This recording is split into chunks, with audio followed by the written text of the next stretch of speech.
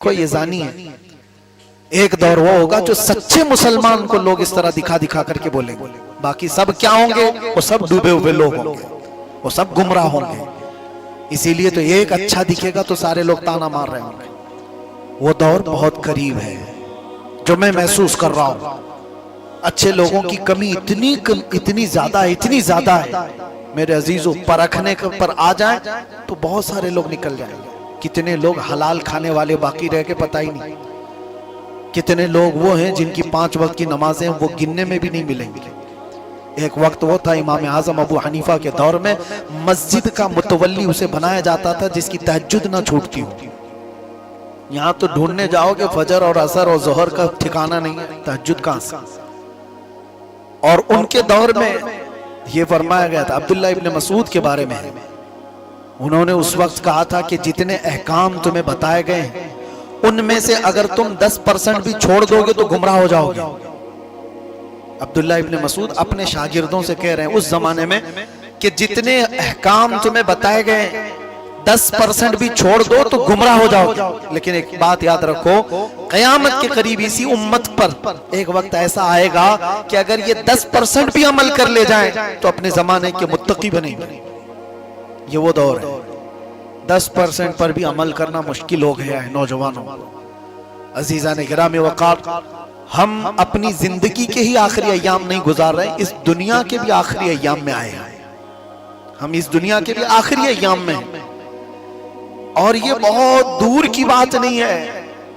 रमजान गुजर रहा है, मैंने अभी पिछली शब में ही कहा था या दूसरी जगह मैंने अभी बयान में कहा, मैं पढ़ रहा था रमजान की ये जो ताकरात है ना, 21, 23, 25, 27, 29, ये 5 ताकरात, इन्हीं में से एक ताकरात होगी 23वीं या 25वीं। फरमाया गया इसी रात को इमाम मेहदी का ज़हूर हो जाएगा।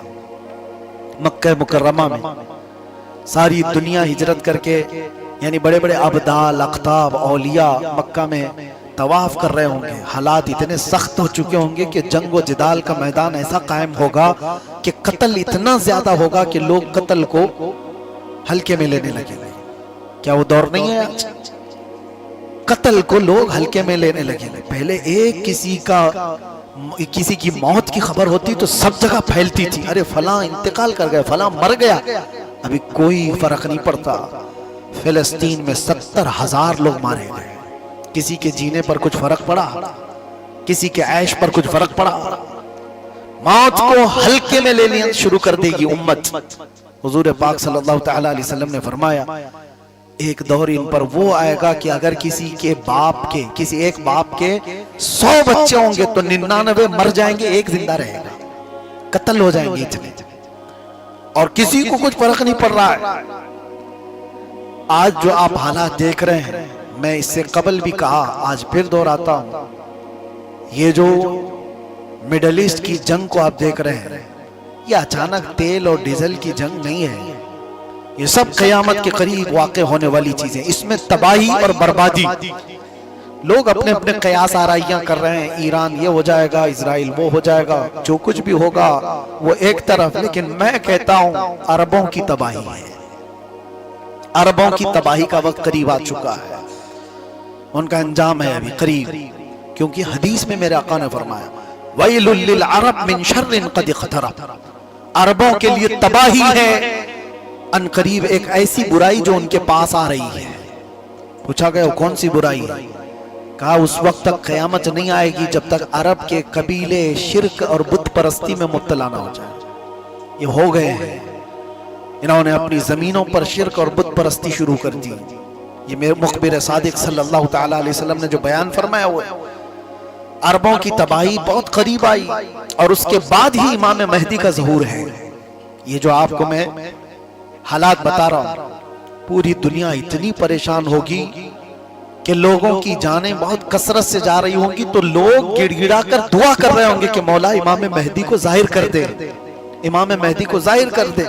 और रमजान का महीना होगा, लोग उम्रे पर होंगे और लोग वहां पर तवाफ में मशगूल होंगे, तो कई अब्दाल, अख्ताब, औलिया की दुआ पर रब ताला मकाम इब्राहिम और हजर अस्वद के बीच में इमाम मेहदी का जाहिर फरमाए।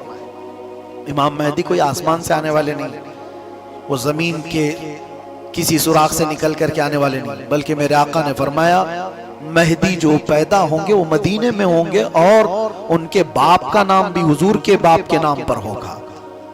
मेहदी का नाम मोहम्मद होगा, उनके बाप का नाम भी अब्दुल्ला होगा। हुजूर पाक सल्लल्लाहु अलैहि वसल्लम ने सारी निशानियां बताई। मैं क्यों जिक्र कर रहा हूं इमाम मेहदी का? इसलिए जिक्र कर रहा हूं कि उनके जाहिर होते ही पूरी दुनिया में ऐसी तब्दीली आएगी, ऐसी तब्दीली आएगी। फरमाया गया कि शेर और बकरी एक साथ चल रहे होंगे, शेर बकरी पर हमला नहीं करेगा, अमन